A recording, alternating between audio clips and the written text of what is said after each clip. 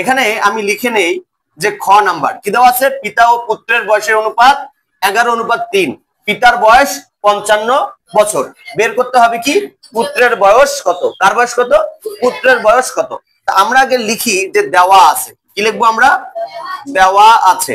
কি দেওয়া আছে বলো, দেওয়া আছে পিতার বয়স। তাহলে আমরা লিখি যে পিতার বয়স কত বছর, 55 বছর। পিতার বয়স কত বছর, 55 বছর। আবার এখানে একটা অনুপাতও দেওয়া আছে, আমরা এখানে লিখি যে সুতরাং এভাবে লিখি যে পিতার বয়স অনুপাত পুত্রের বয়স, পিতার বয়স অনুপাত পুত্রের বয়স সমান কত, 11:3, 11:3। এবার আমরা কি জানি, আমরা জানি অনুপাত হলো একটা ভগ্নাংশ। সেই ভগ্নাংশটা কিভাবে নির্ণয় করতে হয় দেখো, যেমন সমানের আগে একটা অনুপাত, পিতার বয়স অনুপাত পুত্রের বয়স, এটা হলো একটা কি অনুপাত। এই অনুপাতটাকে আমরা ভগ্নাংশ বানাতে পারবো। কি বানাতে পারবো, কিভাবে ভগ্নাংশ বানাতে পারবো, প্রথমে যেটা আছে ওটা আমরা লব বানাবো, আর অনুপাতের পরেরটাকে আমরা হর বানাবো। তাহলে আমরা লিখি যে পিতার বয়স, এটা প্রথমে আছে যেহেতু আমরা প্রথমে দেই, পিতার বয়স ভাগ নিচে কি হবে পুত্রের বয়স, পুত্রের বয়স সমান, আবার এটা অনুপাত, প্রথমে কত আছে, তাহলে এটাকে আমরা কি বানাবো, লব বানাবো। অনুপাতের কারণে আমরা ভাগ দেব, তারপরে 3টাকে আমরা কি বানাবো, হর বানাবো। তাহলে কি এই 11টাকে আমরা কি বানালাম, লব, আর অনুপাতটাকে আমরা ভাগ ধরলাম, আর পরে দ্বিতীয়টাকে আমরা কি বানাবো, হর বানাবো। এটা কিন্তু মনে রাখতে হবে। অনেকে আবার ভুল করে কি করে, এই দ্বিতীয়টাকে উপরে দেয়, প্রথমটাকে নিচে দেয়। এই ধরনের ভুলগুলো কিন্তু করা যাবে না, এই ধরনের ভুল করা যাবে না। কি করতে হবে, প্রথমটাকে অনুপাতের প্রথম অংশটাকে বানাতে হবে লব, দ্বিতীয় অংশটাকে বানাতে হবে হর। কি কথা বোঝা গেছে?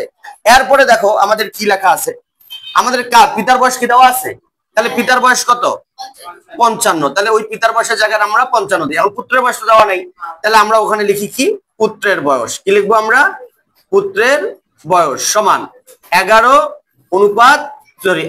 ভাগ, অর্থাৎ 3/11, 3/11।